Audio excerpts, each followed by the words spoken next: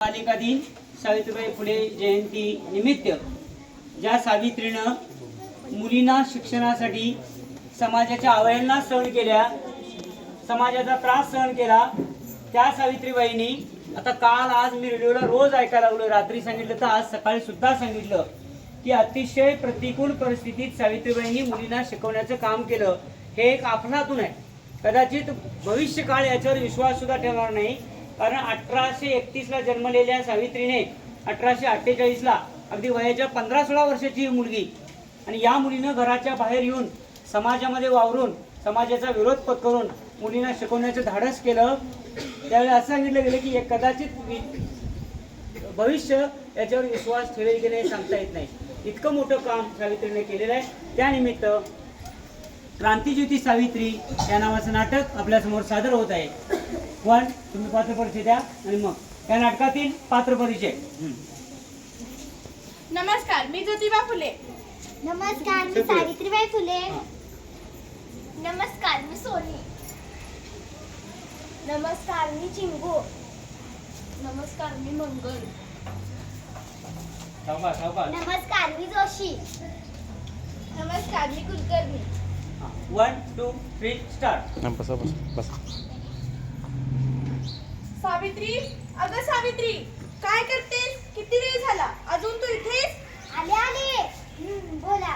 अगं वर्गाकडे गेली नाहीस का? मुली वाट पाहत असतील. अहो, सांगायचं राहूनच गेलं. आणखी 2 मुली वर्गात दाखल झाल्या आहेत बरं का.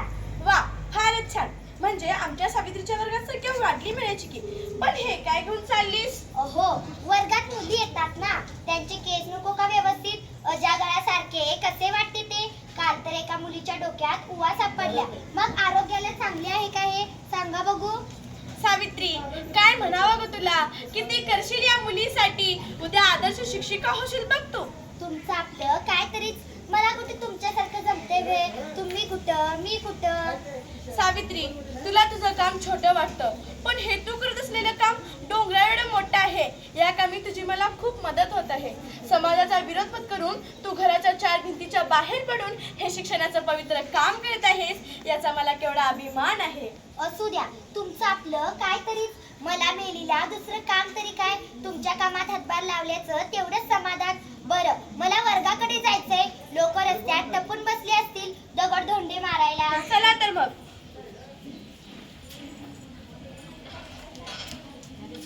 हे सावित्री, हे तुझे नाटक बंद कर. मुलींना कशाला हे शिक्षण? चूल आणि मूल हेच त्यांचं विश्व. आजपर्यंत मुली शाळेची पायरी झाली नाही. मुलींना कशाला विशाळा कुठे दिवाला जाणार आहे त्या? काका, मुलांसारखाच मुलींनाही तेवढाच अधिकार आहे.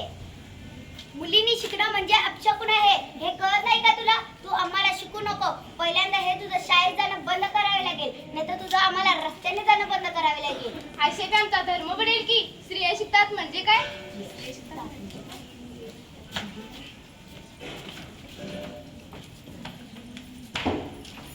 मुलींनो, आलात का ग? सगळ्या जणी आल्या का ग? आणि ती नकोशी दुर्पा कुठं आहे? बाई, तिच्या बाबाने नकोशी शाळेत जाते म्हणून खूप मारले बघा. आणि दुर्पाच्या आईने दुर्पाला गुरवळायला लावून दिली आहे. तिच्या आई म्हणते, पोरींना कशाला विशाळा? चुलीचं लाकूड चुलीत जाळलेलं बरं. बरं. अगं सोने, हे तुझे काय केस विस्कटले? ये इकडे, तुझी वेगळी घालते.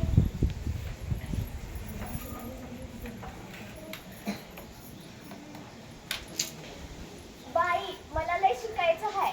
अगं, मग त्यात अडचण काय? मी आहेच की. माझा आई बाबा म्हणतात, तुला शाळा कशाला हवी? पोरीच्या तिला शाळा काय कामाची? मुलं बाळ धुनी भांडी चोर कचरा हेच काम बायकांचं. मुलींनो, हा विचार बदलायला हवा. मुलांप्रमाणे मुलींनीही शिकलं पाहिजे, मोठं झालं पाहिजे. बाई, मला लिहिता वाचता येईल हो? न यायला काय झालं? रोज मात्र शाळेत येत जा. किती करता हो बाई तुम्ही आमच्यासाठी? अगं, तुम्ही माझ्याच की मुली. तुम्ही नको का शिकायला? बरं, शिकवा आता आम्हाला.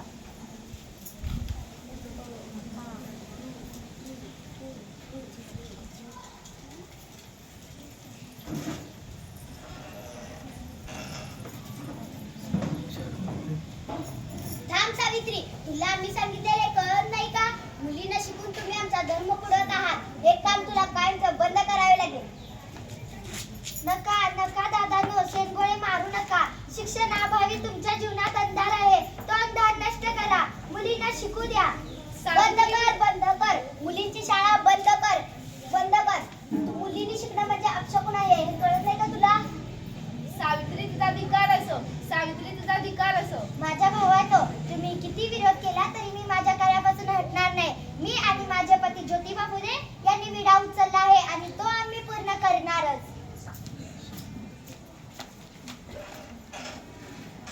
सावित्री, अगं हे काय? अंगावर शणगळे, काय झालं? समाजातील कर्मठ विचारांच्या लोकांनी दिलेला तो प्रसाद आहे. होय, खरं आहे तुझं.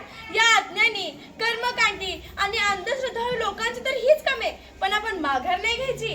तुम्ही माझ्या पाठीशी उभे राहिल्यास मला 10 हत्तींचं बळ येतं. आता आपण पुण्याच्या परिसरातही अशा शाळा सुरू करू. तू म्हणतेस तर करू सुरुवात. त्यांच्या जीवनात शिक्षण हेच प्रकाश आणेल. मुली शहाण्या होतील, त्यांच्या जीवनात ज्ञानाचं चांदणं पसरेल. आपण विधवा विवाहास प्रोत्साहन देऊ. कमी वयात विधवापण आलेल्या स्त्रियांचे जीवन उजळवून टाकू आणि त्याचबरोबर बाल संगोपन केंद्रही सुरू करू.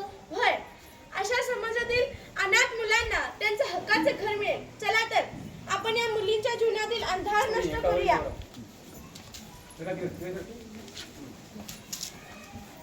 विद्ये विना मती गेली.